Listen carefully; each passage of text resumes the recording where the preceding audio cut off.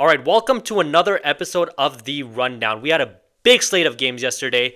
I'm going to start off talking about the Eagles and the Chiefs. The Eagles won 20-17, and I honestly was expecting it to be a blowout just based on how the Eagles blew them out in the Super Bowl and just the fact that the Chiefs didn't have two of their top receivers, but that didn't matter. Both the defenses showed up, and it really felt like that Mahomes felt like he had to do more. He was rushing a lot more. He rushed for about 66 yards, and they talked about it on the broadcast just how Mahomes feels that he needs to rush more because they just don't have enough juice offensively. And normally he likes to save his running for the playoffs, but in the regular season and when you're down like your two top wide receivers, you got to do what you got to do.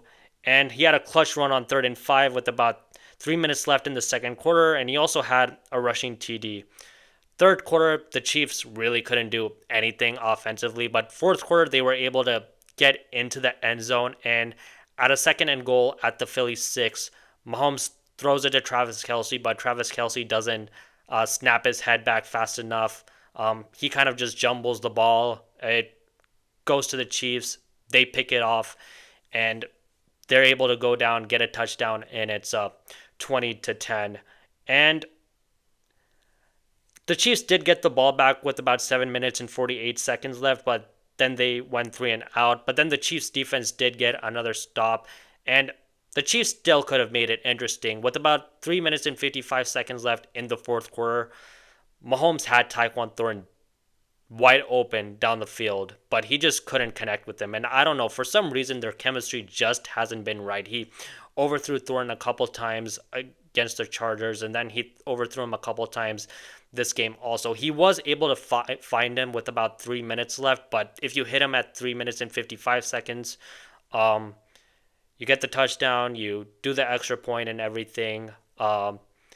Maybe the Eagles get the ball back with like 3 minutes and 37 seconds left, 3 minutes and 35 seconds left. The Chiefs didn't have any timeouts, but with the 2 minute warning, you could have absolutely potentially gotten a stop, and then you get the ball back and you can either get a field goal or get a touchdown and win the game. But unfortunately, that didn't happen. And once they got the touchdown, for some reason, they decided to onside kick it. I don't know why. I guess they felt that they didn't trust their defense to stop the Eagles and potentially get a 3-and-out.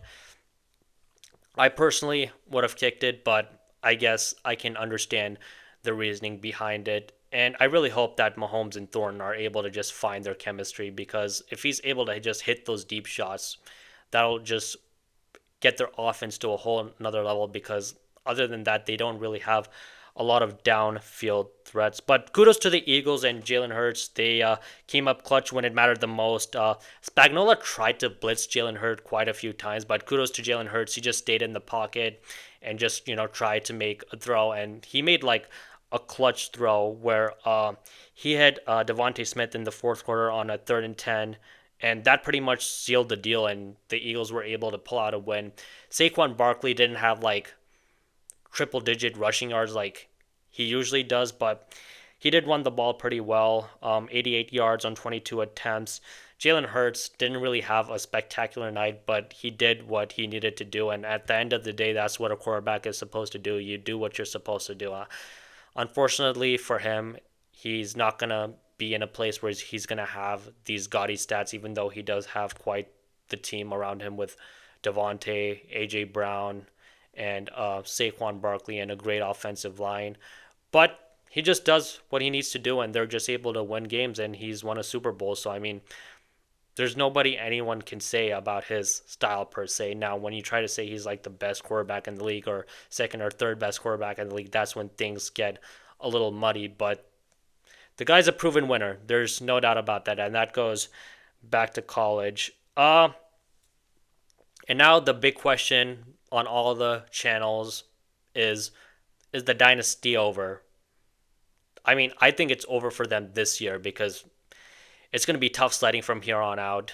But I don't think that the dynasty is over overall, and I think that they can definitely contend for Super Bowls in the future. I mean, people have been spoiled rotten. I mean, they've been to 7 straight AFC Championship games. They've been to 5 Super Bowls, and I don't think it's going to be the end of the world for anybody if the Chiefs don't make it to the AFC Championship this year or they don't make it to the Super Bowl. It happens. Tom Brady didn't make the AFC Championship every year. Joe Montana didn't make the NFC Championship every year.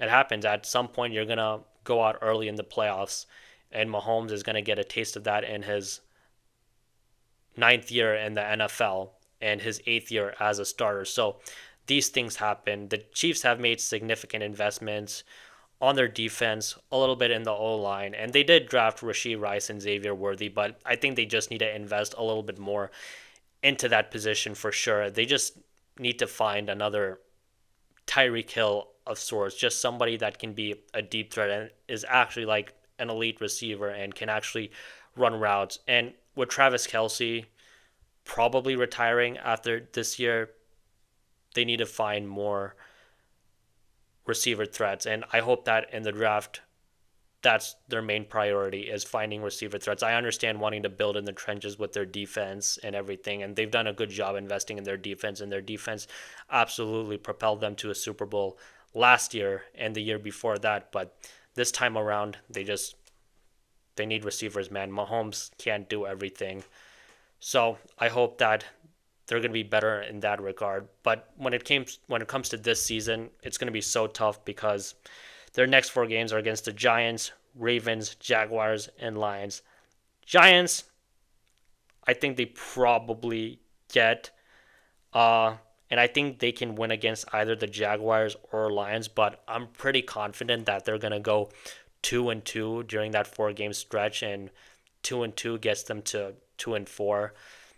And it's going to be tough to come back from that because I think the Chargers are going to be pretty good. I don't think they're going to be 2-4. The Broncos, even with their tough loss yesterday, I still think that they're going to be able to win games. But because it's Mahomes and because it's Andy Reid, and Andy Reid has had poor starts before, and he's able to have had 9-game winning streaks with Alex Smith. So sure that he can do the same with Mahomes. Maybe not 9 games, but I'm sure that they can go on a winning streak.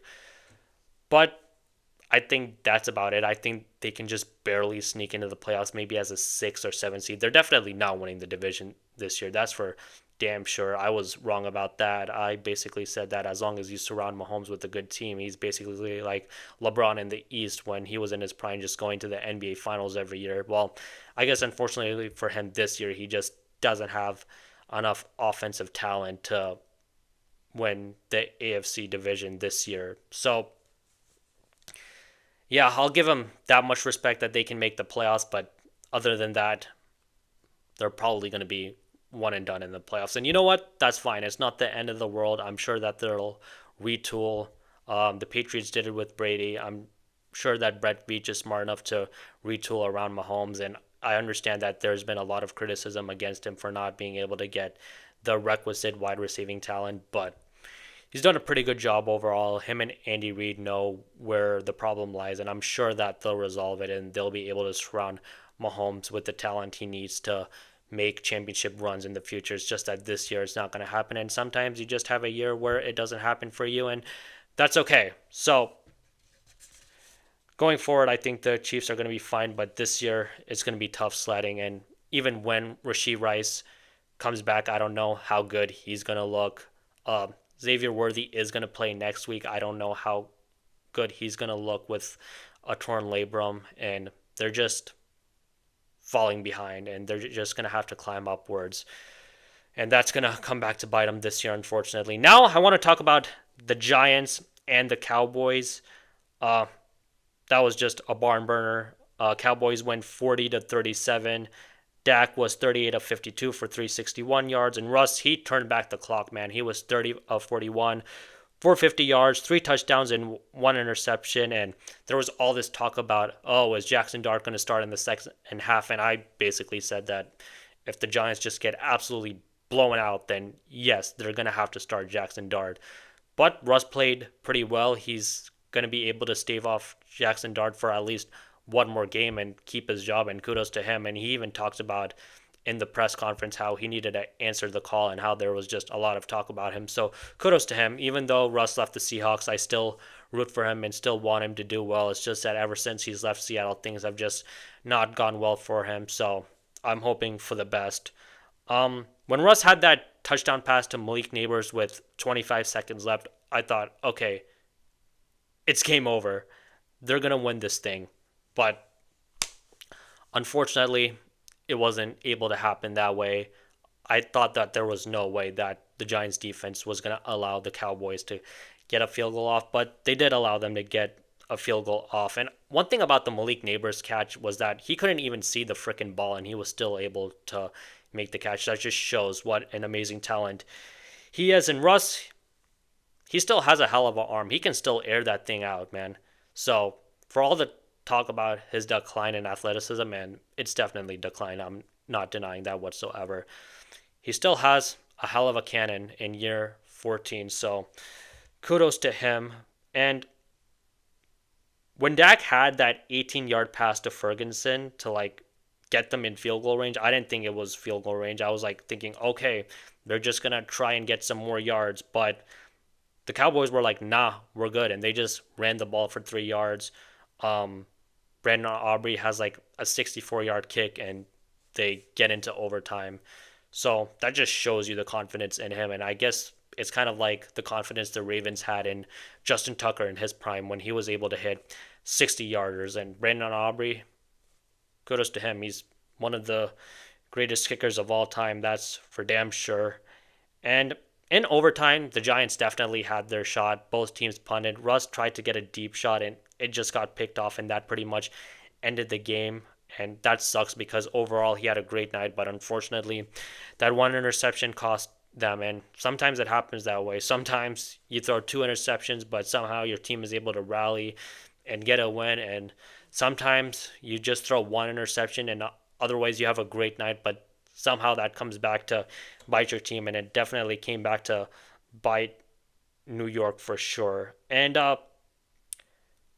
I thought that there were quite a few times in that game where Russ was like a little bit thirsty for deep shots, but I mean, he hit on quite a few of them. So if it ain't broke, don't fix it. But came back to bite them. And unfortunately for Russ, it is a little bit boom or bust where like he can hit the deep shots and the moon balls, but like intermediate stuff, it's a little bit harder for him to do that as he's only 5'11", and it's kind of hard for him to see the middle of the field. So that kind of blows. Kudos to Dallas. This is a game that they would typically lose and choke, but they didn't this time around.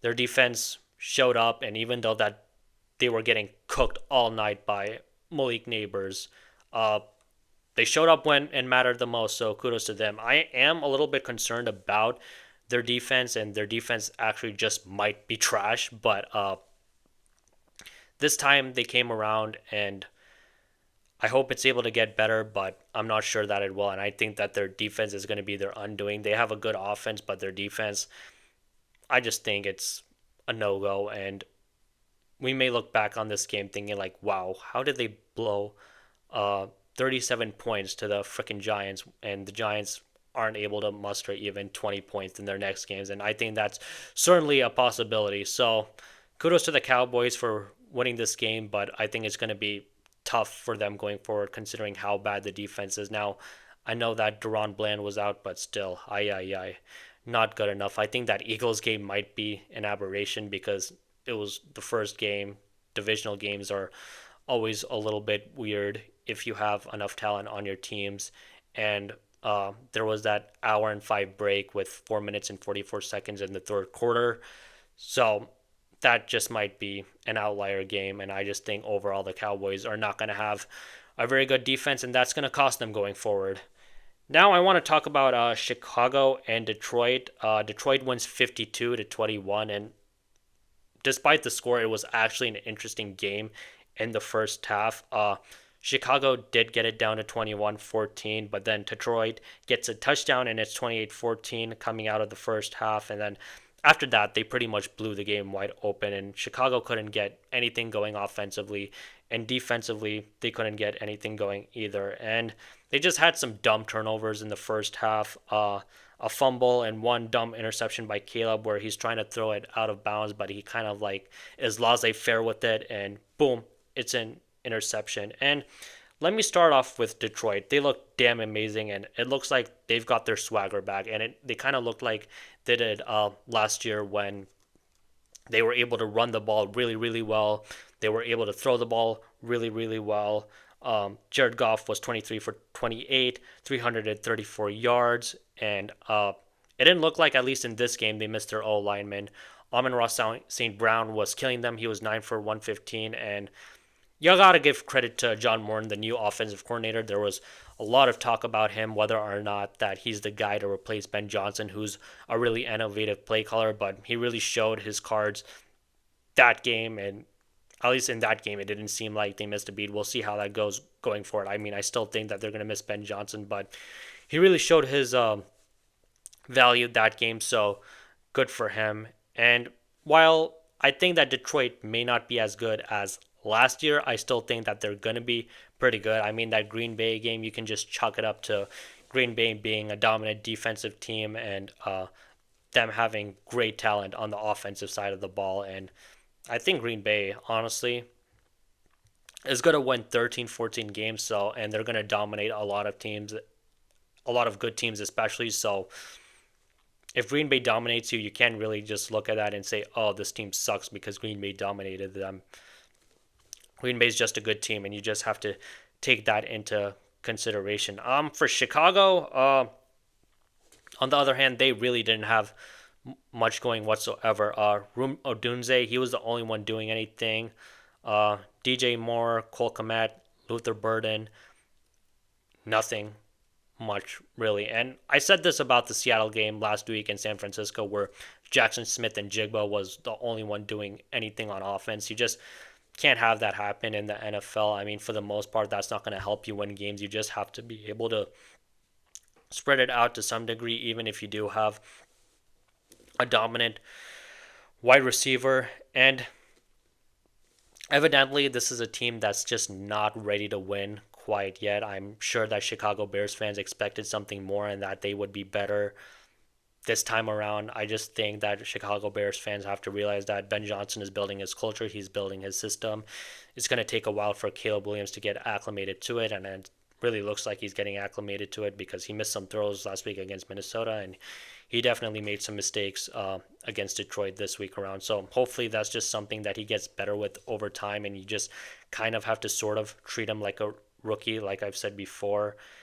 And I think as long as you show improvement over the course of a season, I think that Chicago Bears fans should be pretty happy. I guess the one thing that I am concerned about is just the way that Ben Johnson looks whenever Caleb Williams makes a mistake.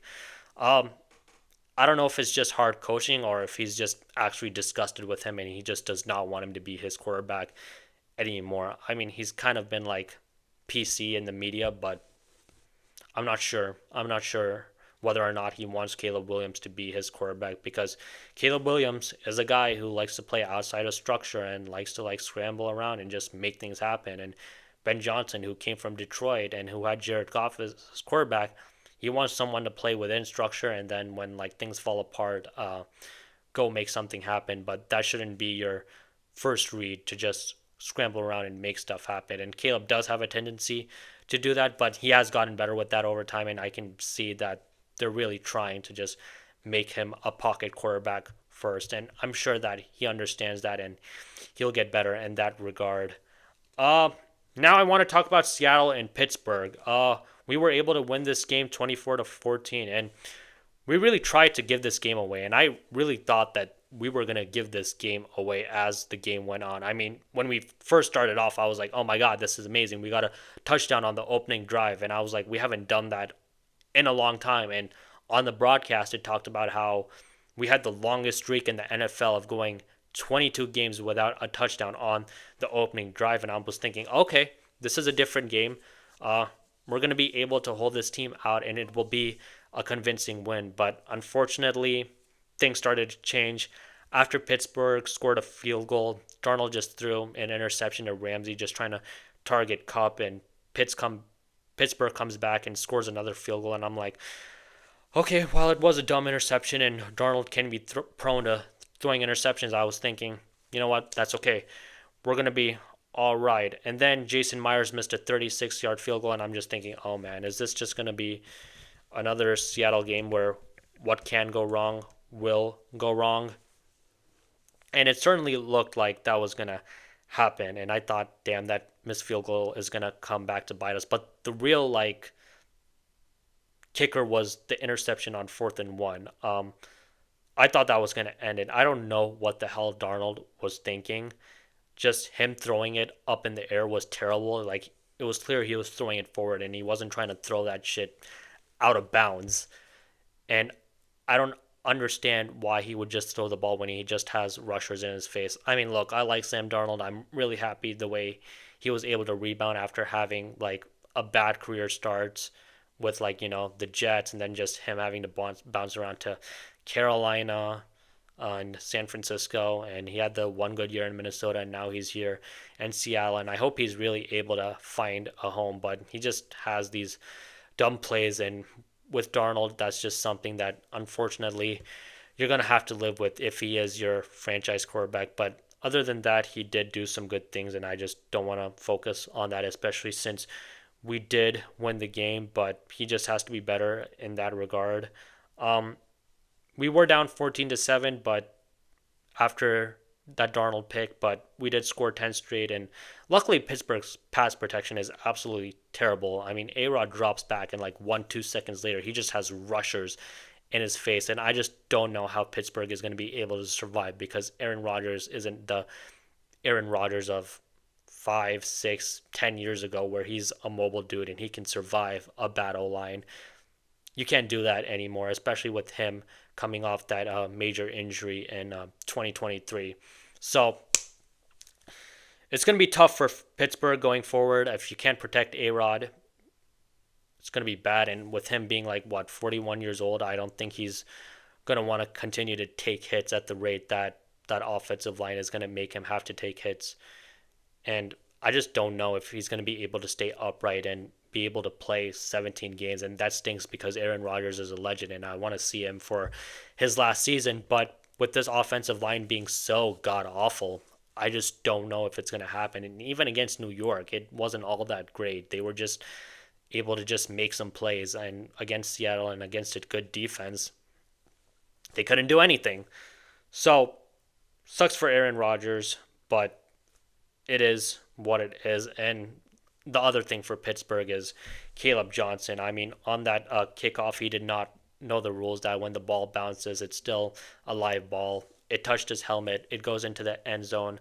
George Halani gets it, and it's 24-14, and that's pretty much all she wrote. And this was a must-win for this team, and I'm proud of them for getting it done. I think that in the past, this may have been a game that we would have lost, but I think that we really showed some resolve and some resilience, and I hope that carries forward when we face New Orleans next weekend. With New Orleans being a bad team, I hope that we can have a convincing win, and it's not like this week where it was kind of a little bit up and down the first 3 quarters, and hopefully Darnold is able to take care of the ball a better bit. And I really liked how we changed up the game plan this time around. We didn't handcuff Darnold like we did last week against San Francisco. He threw the ball around 33 times. He got some big bombs through play action, and that's because we were able to establish the run really, really well. Kenneth Walker was able to run the ball really, really well. I think he had like a little bit more than 100 yards. And Cooper Kupp, I mean, there was finally a sighting of him. It turns out that he is indeed alive. He had 90 yards after having about 15 last week against San Francisco. So he showed that he definitely has some burst. And he wasn't doing it against no-name receivers. He was doing it against his ex-teammate Jalen Ramsey, who's still a great receiver. And Darnold made some tough throws against Jalen Ramsey, whether he was covering Kupp or he was covering Jackson Smith and Jigba. So good for him, and it just shows that we're able to make those improvements that we need to win at a high level, and hopefully we're going to be able to carry that over to New Orleans. One more thing about the Steelers. I know Mike Tomlin is able to just make the playoffs no matter what roster you give him, and even if his offense is anemic. But this time around, I'm just not sure. I mean, I did have the Steelers going to the playoffs this year before the season started, but just based on how that O line is looking so awful, and them not having high end receiving talent other than DK Metcalf, no, I don't know. I mean, I guess they do have a lucky break in that Joe Burrow is injured, and I'll talk more about that later. But man, I just don't know if it's gonna happen this year, and Tomlin can pull his magic. He's done it before, but this year I'm a little bit skeptical that he's going to be able to do it. Now I want to talk about the Colts and Denver game. Colts win 29-28, and this was a crazy game. Both Bo Nix and Daniel Jones were wheeling and dealing. But the main story of this game is the leverage penalty. And a leverage penalty is basically when an opponent tries to place their hands on a teammate or an opponent just to like get that extra leverage so that they can jump and potentially block a field goal. The Colts initially had a 60-yard field goal, but because of that leverage penalty, they were able to get an extra 15 yards, and the kicker was able to nail it through, and the Colts win 29-28. And kudos to Shane Steichen and Daniel Jones. And there was a whole lot of talk about how Anthony Richardson was screwed over and how the Colts kind of botched his development. And I'm sure that the Colts have like some culpability and them just not understanding like how raw Anthony Richardson was when they drafted him. But I think overall it's on Anthony Richardson for not developing the way that the Colts needed him to develop. And I talked about how Shane Steichen's job was on the line, but so far, these first 2 weeks of the season, he's doing his thing with the owner watching over him and just like being on him. Like she's just listening to the play calls, which I mean isn't a crazy amount of micromanagement, but as of now, he seems to be handling it. I mean, hopefully he's able to win games because I can imagine that's quite a distraction. So yeah, and he should be able to keep his job. I mean, if he's able to make Daniel Jones look good for the rest of the season, because that's been hard to do in the past for many, many coaches. Brian Dable was able to do it for one season, but other than that, it just hasn't been able to happen for him. And they can absolutely potentially win this division. I thought that the Texans would run away with this division with the Jaguars potentially giving them a run for their money, but it really looks like the Colts can absolutely make some things happen. I mean, they have some good receiving talent. They have a hell of a running back in Jonathan Taylor, have a pretty decent O line, and yeah, they can absolutely do it. And with Houston's offensive line not being great and them not having high end receiving talent, it'll be a little bit shaky for them. But they do have a hell of a defense, and CJ Stroud is definitely the best quarterback in that division. So we're going to have to wait and see. I mean, I'm still going to lean with Houston as of now. Now, if they get blown out by the Bucks tonight, I may have to reevaluate some things. But I mean, as of now, I'm still going to stick with my pick with Houston winning the division. But the Colts, they can absolutely do it. And Denver, I said this before the season started. I still think that they're a year away. I mean, Bill Belichick has always said you have to keep from losing in order to win, and they just did not make the requisite plays when they needed to. Bo Nix threw a costly interceptions. They had a couple of penalties in the last 10, 11 minutes in the fourth quarter. They got a lot of talent, but those key moments, that's what makes or breaks a team, and that's why the Patriots, that's why the Chiefs uh, have been so successful for the past like 26 years. That's why those two teams have like dominated this century, because they're able to come up in key moments and they understand situational football and not penalizing teams. So unfortunately, Denver just has to be more disciplined in that regard, and hopefully as the course of the season goes along, they're able to be better and not being as penalized, and they can make the plays that needed to be made. But I just think that this year they'll be a playoff team, but I don't think they're going to be Super Bowl contenders quite yet. And I think you're going to have to wait another year for that if you are a Broncos fan. Um, Now I want to talk about Joe Burrow and his injury. He has a grade 3 toe turf injury, and he's going to be sidelined for a few months with injury. And it's just unfortunate for him because he's just dealt with injuries over the course of his career, whether it's him tearing his ACL his rookie year. A couple of years ago, he had a right wrist injury, and now this time around, he has a toe turf injury, and that's going to keep him out for a significant amount of time. And as of now, he's only played 40 games in his career, and it stinks for him because he is such a great player. And I think for the Bengals, I mean, we'll see how Jake Browning does, but if Jake Browning doesn't do well, I just think that they're going to have to find a reliable backup quarterback, kind of like what the Eagles did with Carson Wentz when they drafted Jalen Hurts in the second round. I mean, the intention to draft Jalen Hurts was so that he could be a backup to Carson Wentz. Now, he turned out to be better than Wentz, and Philadelphia traded Wentz because of that, and also because of locker room issues, which has been a part of him for his whole career. But nonetheless, that was the intention, and I just think that's what Cincinnati needs to do. If Jake Browning doesn't show up this year and he's just not able to do what he needs to do. So, yeah, unfortunately for Burrow, he's just injury prone, and for some reason, something or the other happens. Now, that's not all on him. That's some of that is on the Cincinnati Bengals. But first, before I get to all that, I want to talk about whether or not the Bengals are finished. I think they're absolutely finished. I didn't have them making the playoffs with Burrow, but with Burrow, they absolutely would have had a shot and a puncher's chance. But with Jake Browning, I just don't give them a puncher's chance at all. I mean, he did have a decent 7 games when Joe Burrow got injured in 2023. He had 12 touchdowns, 7 interceptions, and he had 1,936 yards. But you need to put a good defense around Jake Browning. I mean, if you look at the 7 games he played, they lost against the Steelers, and the Steelers only put up 16 points. One against the Jaguars, 31 points. One against the Colts, only 14 points given up.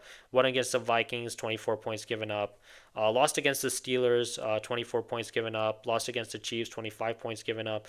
One against the Browns, only 14 points given up. So you definitely need to have a good defense, and that's true for most backup quarterbacks. If you surround them with structure and with talent and a good defense, they can be able to tread water. But the Bengals just don't have a good defense this time around. I talked about how they were probably going to be one of the worst defensive. I mean, honestly, if the Browns had a competent quarterback, I mean, Joe Flacco is just old. I think he's done, and they're going to have to go to Dylan Gabriel sometime or the other. With them being 0-2, they would have won against the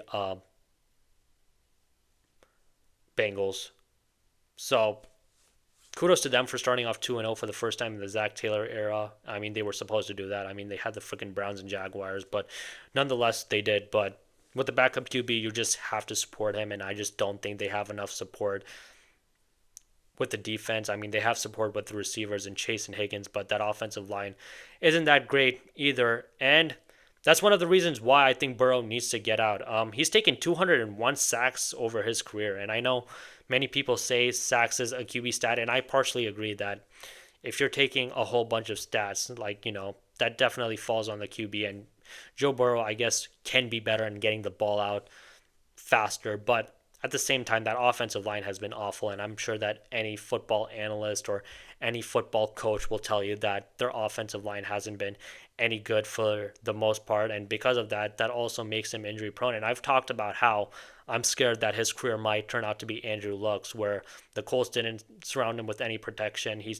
had taken many hits, and he basically said, I'm out after playing 6 years in the league. And I'm afraid that, I don't know, after 9-10 years, if he decides to stick it out in Cincy, he might say, I'm done. I've taken a lot of hits. I've had a lot of ailments. I want to retire because football is just not worth it for me anymore, even though you guys are paying me millions and millions of dollars, and I've played this game since I was a kid. And it's not just the offensive line. The ownership is pretty cheap also. I mean, he had to go on national television and beg for him to sign his guys back. And Mike Brown is just a cheap owner. He's cheap when it comes to hiring coaches. He's cheap when it comes to having a scouting staff.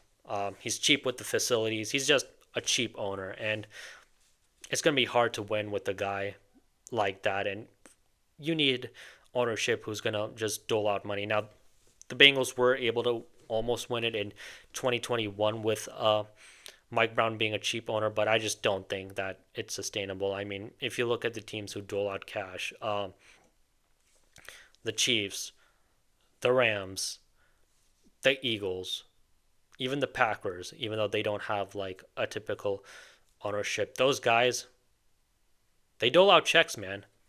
They really do, and they won't hesitate to write a big check if they think it's going to help them win football games. But Mike Brown doesn't really care all that much about that. He's just happy being an NFL owner and just getting his cut of the pie as an NFL owner and being able to have a big salary. But when it comes to running a franchise, he kind of half-asses it, unfortunately. So Burrow's going to need to go to a place where ownership actually cares about protecting him and actually like spending money. And I think he needs to pull a Carson Palmer where he basically says, you either trade me or I retire from playing football. And I just don't know if he wants to do that because he is from the Cincinnati area. And he does have a lot of teammates that he's close with, like Jamar Chase and T. Higgins and others. And I don't know, it just feels like he's a guy who wants to be loyal to the soil and he just doesn't want to turn his back on people. But I think that if he wants to have the success he wants in his career and he wants to be one of the greats, and to be one of the greats, you need to have a Super Bowl for the most part, at least, unless you're Dan Marino. He's going to have to head out of Cincinnati because that franchise, it's just poorly run. And I don't want a great player like Joe Burrow suffering through that terrible franchise. We'll see if he demands a trade in the next 3-4 years, if they're just not able to win games and he just has to continue for ownership to sign players. It may happen in 2 to 3 years, but I hope he hasn't taken too many hits by then. But yeah, that's all I have for you guys today. I will be back Wednesday to break down the Monday night games tonight and also other stuff going around the NFL. And yeah, that's all I have for you. Please like and subscribe and comment. Thank you so much.